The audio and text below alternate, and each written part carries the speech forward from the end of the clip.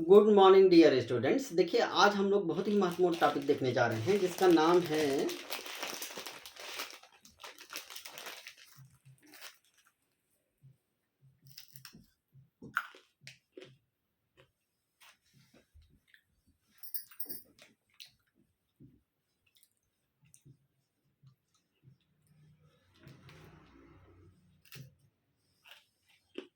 आनुवंशिकता और जैव विकास। देखिए सबसे पहले हम क्या देखते हैं कि आनुवंशिकता क्या है।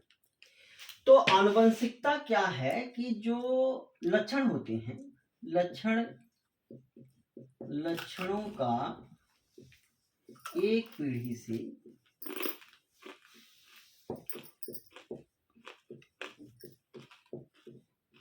दूसरी पीढ़ी में जाने को आनुवंशिकता कहते हैं।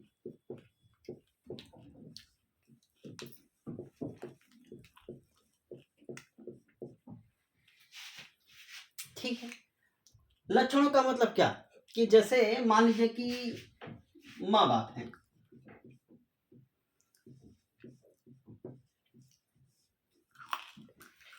तो जो माँ बाप होते हैं वो पेरेंट्स होते हैं, इनको हम क्या कहते हैं, दीज आर द पेरेंट्स। इस पेरेंट्स से कोई भी कैरेक्टर, जैसे मान लीजिए कि किसी माँ बाप की आंखें भूरी रंग की हैं, तो जो भूरी रंग की आंख का लक्षण है वो माँ बाप से संतानों में भी चला गया, तो निश्चित रूप से हम कहेंगे कि यह भूरी आंख का रंग वाला लक्षण माँ बाप से उनकी संतान में है, उनकी संतान,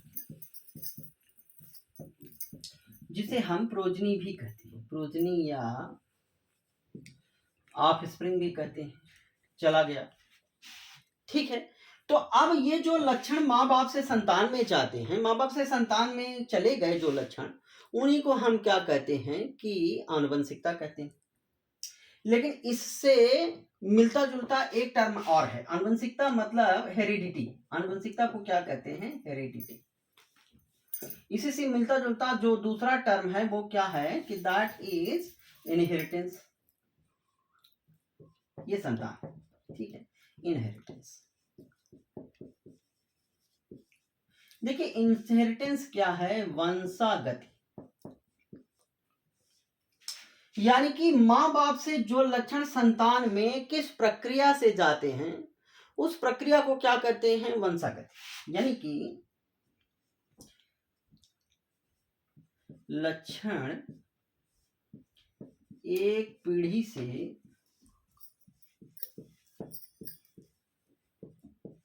दूसरी पीढ़ी में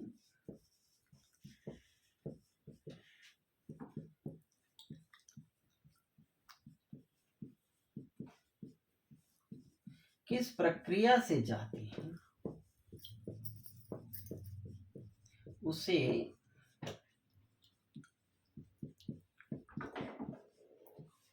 वंशागत कहते हैं। ठीक है, यानी कि लक्षणों का एक पीढ़ी से दूसरी पीढ़ी में जाना आनुवंशिकता है, और लक्षण एक पीढ़ी से दूसरी पीढ़ी में किस प्रक्रिया द्वारा जाते हैं, किस प्रोसेस द्वारा जाते हैं, उसे क्या कहते हैं, इनहेरिटेंस या वंशागत कहते हैं। ठीक है, दूसरी चीज कि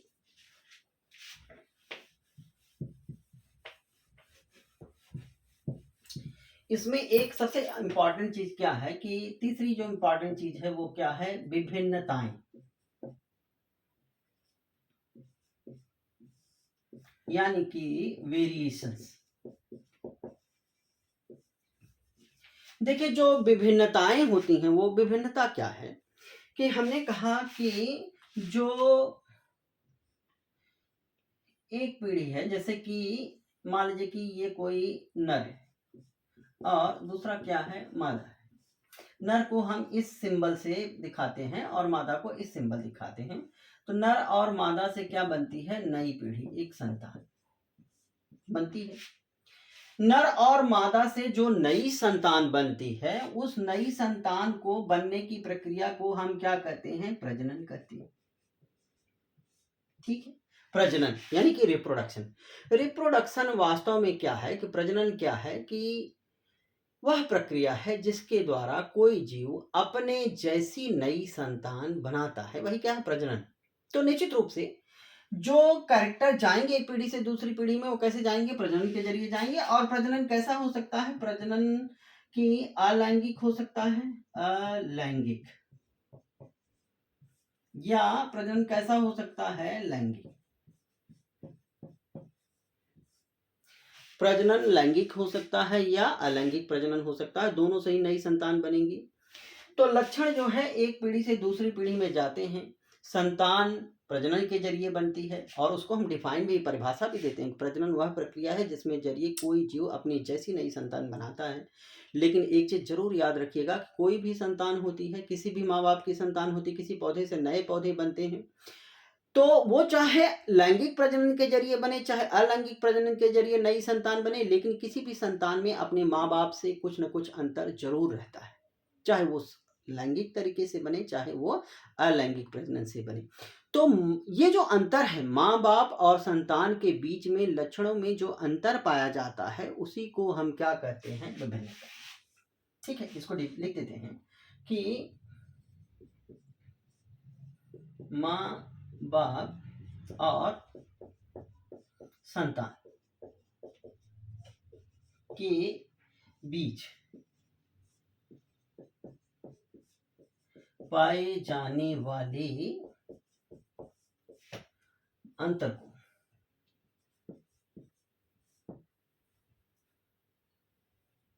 लक्षणों के अंतर को विभिन्नता कहते हैं।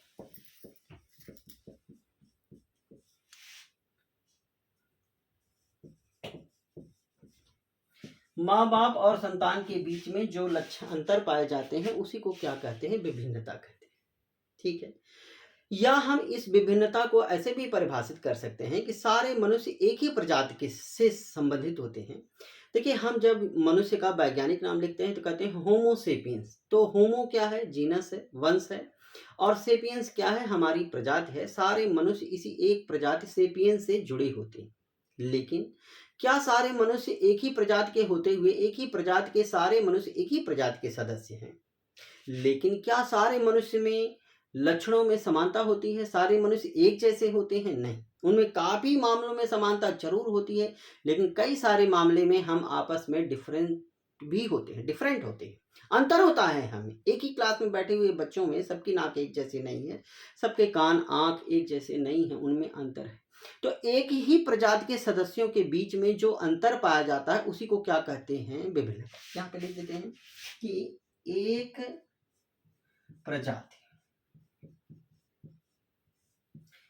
प्रजाति के सदस्यों के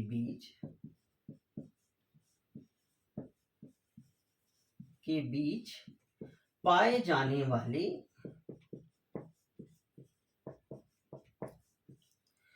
वाले अंतर को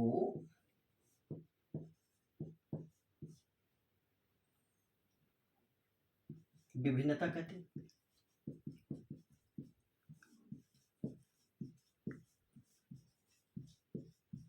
उसी को क्या कहते हैं, विभिन्नता कहते हैं।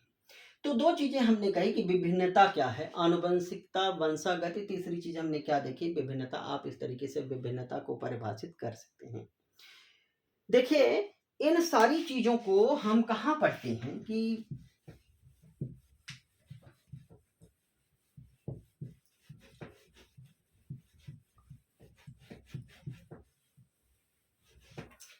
इन सारी चीजों को विज्ञान की एक शाखा, जीव विज्ञान की एक शाखा है जिसे हम कहते हैं आनुवंशिकी।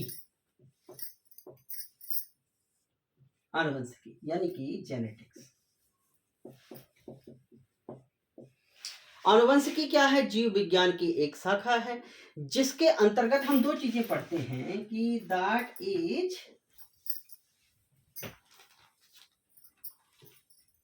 वो दो चीजें क्या पढ़ते हैं, वंशागत और विभिन्नता।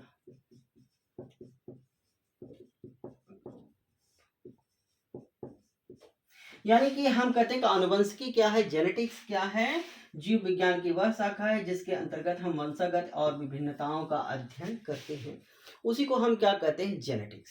बायो की सबसे इम्पॉर्टेंट ब्रांच है, फील्ड है जेनेटिक्स, सबसे इम्पॉर्टेंट है, थोड़ा सा टिपिकल भी है आनुवंशिकी। तो इस आनुवंशिकी में देखिए कि जो जेनेटिक्स वर्ड है, इस जेनेटिक्स वर्ड को किसने दिया था, सबसे पहले बेटसन ने। बेटसन ने ये वर्ड दिया, शब्द, इस आनुवंशिकी शब्द को किसने दिया, बेटसन ने। लेकिन हम कहते हैं कि जो Gregor John Mendel, Gregor John Mendel, इनको क्या कहते हैं कि इन्होंने क्या दिया था कि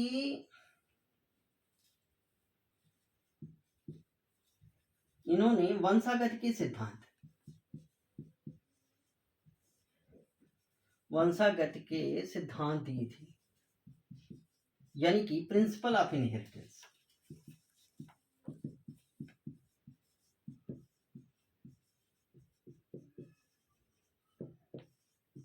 वंशागत के सिद्धांत दिए थे, जिनके कारण इसे क्या कहते हैं कि ग्रेगर जॉन मेंडल को कि he is the father of genetics, आनुवंशिकी का पिता कहा जाता है।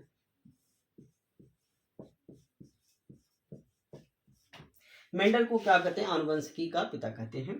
तो दो चीजें कि अभी हम विभिन्नताओं की बात कर रहे थे, विभिन्नता क्या होती है, दो तरीके से हम डिफाइन कर सकते हैं, वो देखा, और जेनेटिक्स क्या होती है वो हमने देखा। अब देखते हैं कि जो विभिन्नताएं होती हैं, वो विभिन्नताएं जीव, चाहे कोई संतान, चाहे लैंगिक प्रजनन से बने चाहे अलैंगिक प्रजनन से बने, दोनों में ही विभिन्नता उत्पन्न हो सकती है। हम देखते हैं कि विभिन्नता आखिर में कैसे क्रिएट होती है, how the variations are created.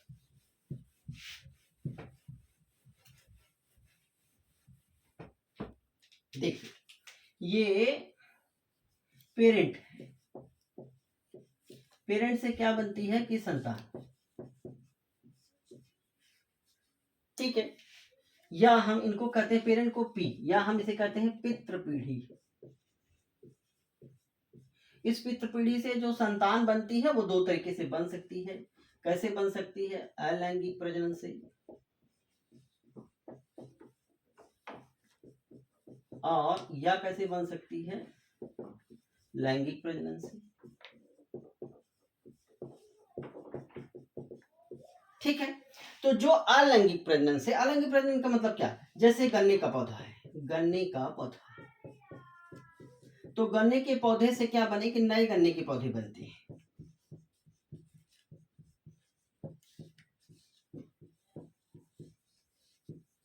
तो निश्चित रूप से हम कहते हैं कि गन्ने के पौधे से नए गन्ने के पौधे बनते हैं, लेकिन गन्ने के खेत में आप चले जाइए तो गन्ने के पौधों के बीच में हमें बहुत अंतर ज्यादा दिखाई देता नहीं। लेकिन क्या अलैंगिक प्रजनन से बनने वाली संतान माँ बाप की एकदम फोटोकॉपी होती है, एकदम आइडेंटिकल होती है, एकदम समान हूबहू समान प्रतिकृति होती है, उसमें कोई अंतर नहीं होता है। अलैंगिक प्रजनन से बनने वाली संतान में जब भी कोई नई संतान बनेगी तो उसमें क्या होगा कि डीएनए का द्विगुणन होगा। तो जब डीएनए का द्विगुणन होता है तो वह क्या है, एक जैव रासायनिक क्रिया है। ठीक है, कैसी प्रोसेस है, जैव रासायनिक क्रिया। जैव रासायनिक क्रिया का मतलब क्या है, जीव में होने वाली क्रियाएं। तो जैव रासायनिक क्रिया है, कोई भी जैव रासायनिक क्रिया 100% एग्जैक्ट रिजल्ट, सेम रिजल्ट नहीं देती, कुछ न कुछ डिफरेंस जरूर क्रिएट कर देती है। इसी कारण से अलैंगिक प्रजनन से बनने वाली संतान में भी थोड़ा बहुत अंतर होता है, आइडेंटिकल नहीं होती।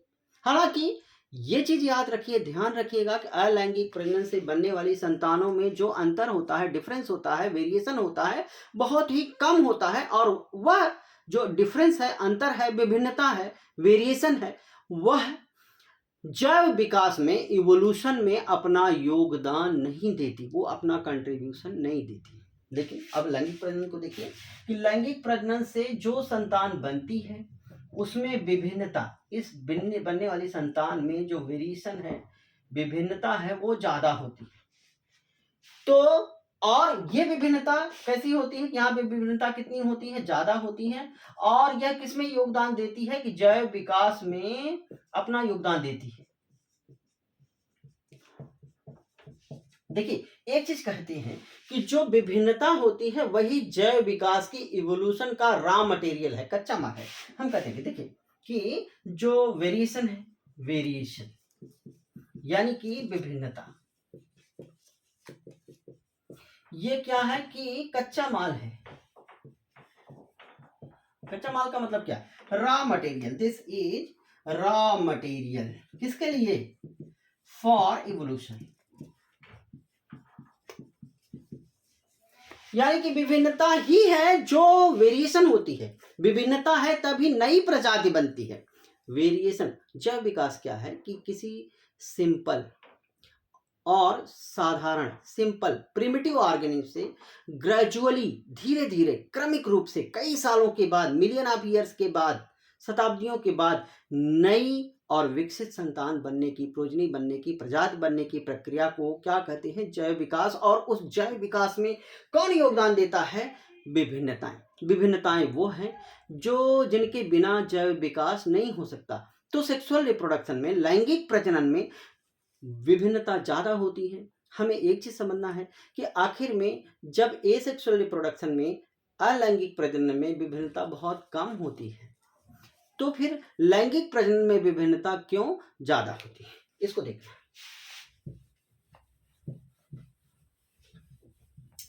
देखिए जो लैंगिक प्रजनन से जो संतान बनती है, इन संतानों में जो विभिन्नता होती है, विभिन्नता, वह विभिन्नता ज्यादा क्यों होती है? तो इसका कारण क्या है? कि इसका कारण है कि इसमें एक, पहली चीज कि दो पेरेंट इन्वॉल्व होती है, ठीक है? यानी कि दो पेरेंट, एक कौन होता है? नर, और एक कौन होता है? मादा। निश्चित रूप से हम जानते हैं कि लैंगिक प्रजनन में एक नर का होना जरूरी है जो नर युग्मक बनाएगा, और एक मादा का होना जरूरी है जो मादा युग्मक बनाएगी। यानी कि जैसे अगर ह्यूमन की बात करें तो एक शुक्राणु, और मादा क्या बनाएगी? अंडाणु। ये शुक्राणु और अंडाणु का निषेचन होगा और ये क्या बनाएंगे? युग्मनज बनाएंगे। तो इसी युग्मनज से क्या बनेगा? नया बेबी बनेगा, नई संतान बनेगी। उसमें जो अंतर आएगा, चूंकि उसकी बॉडी का निर्माण दो अलग अलग तरीके के शुक्राणु और अंडाणु के गुणसूत्रों के जरिए हो रहा है, तो निश्चित रूप से जब दो पेरेंट से आ रहे हैं तो इस कारण से जो है उसमें डिफरेंस का होना जरूरी है।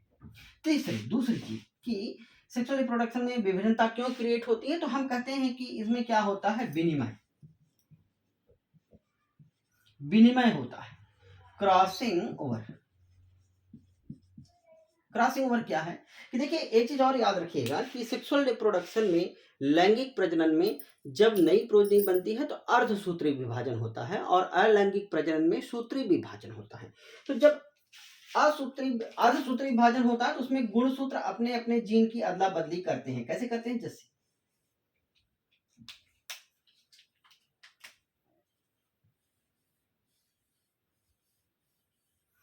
अर्धसूत्री विभाजन के समय ये जो गुणसूत्र हैं एक दूसरे से क्या करते हैं? ओवरलैप कर जाते हैं, फ्यूज होते हैं, और इसके बाद वो अपने सेगमेंट की अदला बदली कर लेते हैं। जब ये अलग होंगे कुछ समय बाद तो इनके बीच में क्रॉसिंग और विनिमय हो जाएगा, यानी कि इस तरीके से ये बन जाएंगे। देखिए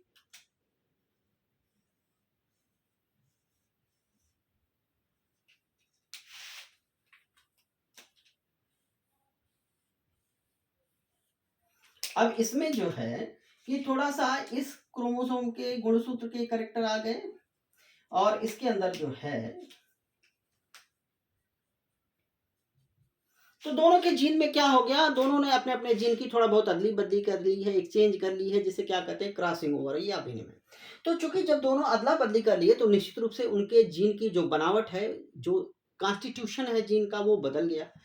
इस कारण से भी विभिन्नता उत्पन्न होती है। और तीसरा कारण जो है वो क्या है कि म्यूटेशन।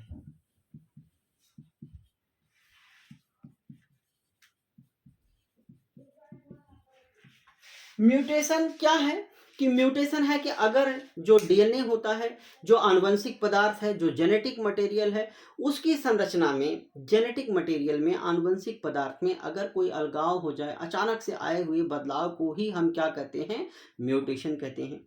तो अगर ऐसी प्रक्रिया हो गई, म्यूटेशन हो गया, तो भी जेनेटिक कॉन्स्टिट्यूशन, जीन की बनावट बदल जाती है और जो प्रोजनी होती है उसमें विभिन्नता क्रिएट उत्पन्न हो जाती है। इसी कारण से सेक्सुअल रिप्रोडक्शन में लैंगिक प्रजनन में विभिन्नताएं अधिक होती हैं और अलैंगिक प्रजनन में विभिन्नताएं कम होती हैं। अब देखिए कि थोड़ा सा हम देखते हैं कि जब विभिन्नताएं कब उपयोगी होती हैं और विभिन्नताओं का क्या फायदा होता है।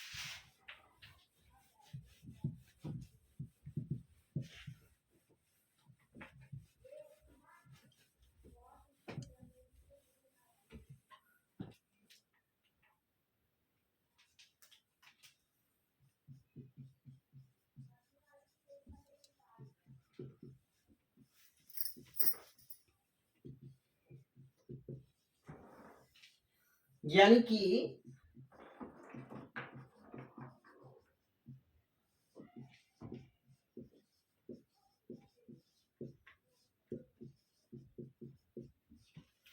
विभिन्नताओं का इकट्ठा होना, यानी कि देखिए जैसे मान लीजिए कि एनसीईआरटी में उसने एक एग्जांपल दिया हुआ है। जैसे मान लीजिए कि ये क्या है, एक बैक्टीरिया है, दिस इज ए बैक्टीरिया, यानी कि कोई जीवाणु। ये अलैंगिक प्रजनन से क्या बनाएगा कि दो नए जीवाणु बनाएगा, ये पहली पीढ़ी, और ये दोनों जब विभाजित होंगे तो दो और बैक्टीरिया बनाएंगे।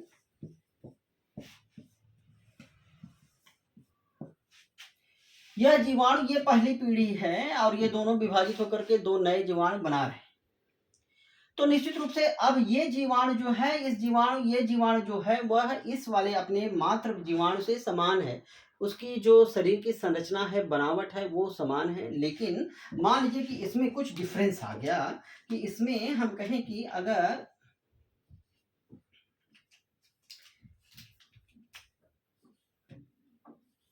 इसमें कुछ अंतर आ गया, इस प्रोजनी में कुछ अंतर आ गया, डिफरेंस आ गया।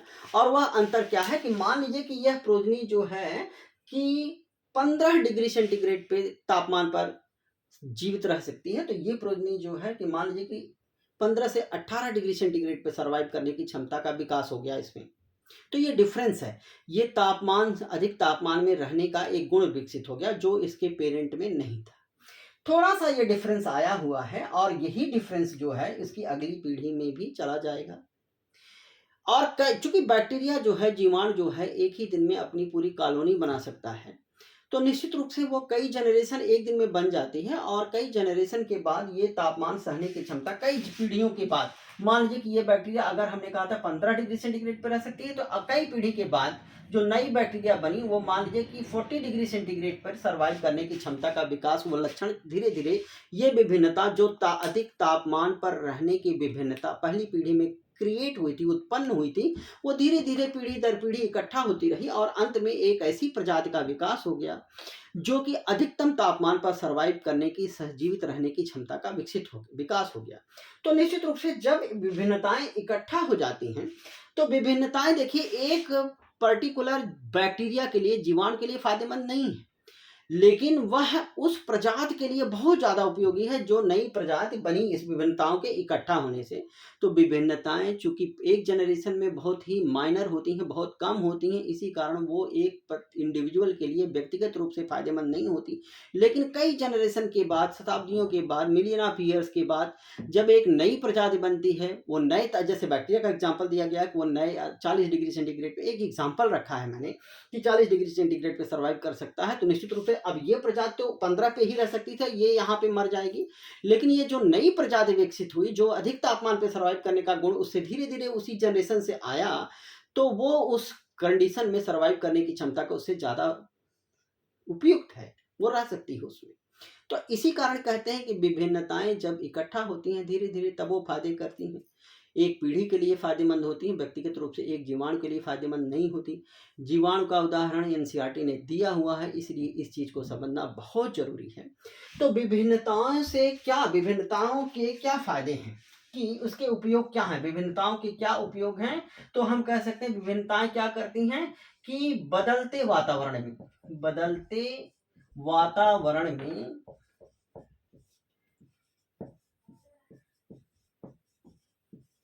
जीवित रहने की क्षमता देती है।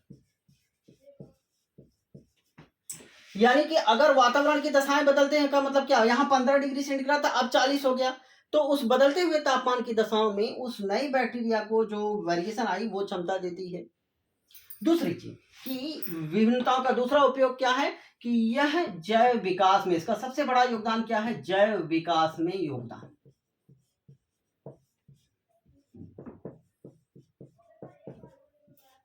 जैव रॉ मटेरियल है, विभिन्नताएं क्या है, कच्चा माल है, जैव विकास के लिए रॉ मटेरियल है, तो जैव विकास में योगदान देती हैं। और तीसरा एडवांटेज क्या है, फायदा क्या है, उपयोग क्या है विभिन्नता का, कि विभिन्नताएं जो होती हैं उनके जरिए कोई भी वैज्ञानिक है वह क्या कर सकता है कि नई और उन्नति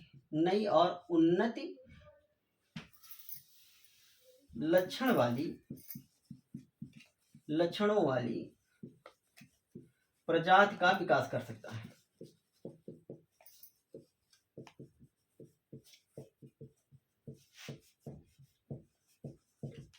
तो ये एडवांटेज है कि विभिन्नताएं एक्युमुलेट होती हैं, इकट्ठा होती हैं, तब फायदा करती हैं, एक पीढ़ी को फायदा करती हैं, और विभिन्नताओं से ये एडवांटेज होते हैं। अक्सर ये सवाल आते रहते हैं कि विभिन्नता क्या होती है, अलैंगिक प्रजनन में विभिन्नता क्यों आती है, लैंगिक प्रजनन में विभिन्नता क्यों आती है, और विभिन्नताओं के क्या उपयोग होते हैं।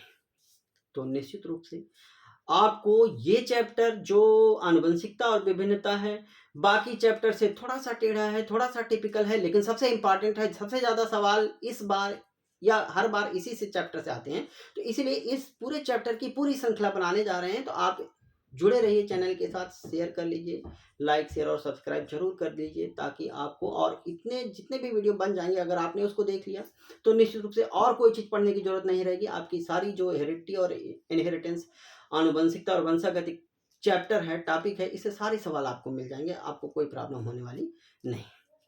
तो अगले टॉपिक में, अगले वीडियो लेक्चर में हम लोग इसके आगे देखेंगे, विभिन्नता और मेंडल के नियमों को बहुत अच्छे से देखेंगे। इससे जो सवाल आए हैं उनको भी देखते रहेंगे, उनको मैं शामिल करके जरूर रहता हूं, तो आपको ये सारी चीज़ें बहुत फायदे करेंगी। आप इसके साथ जुड़े जरूर रहिए। धन्यवाद।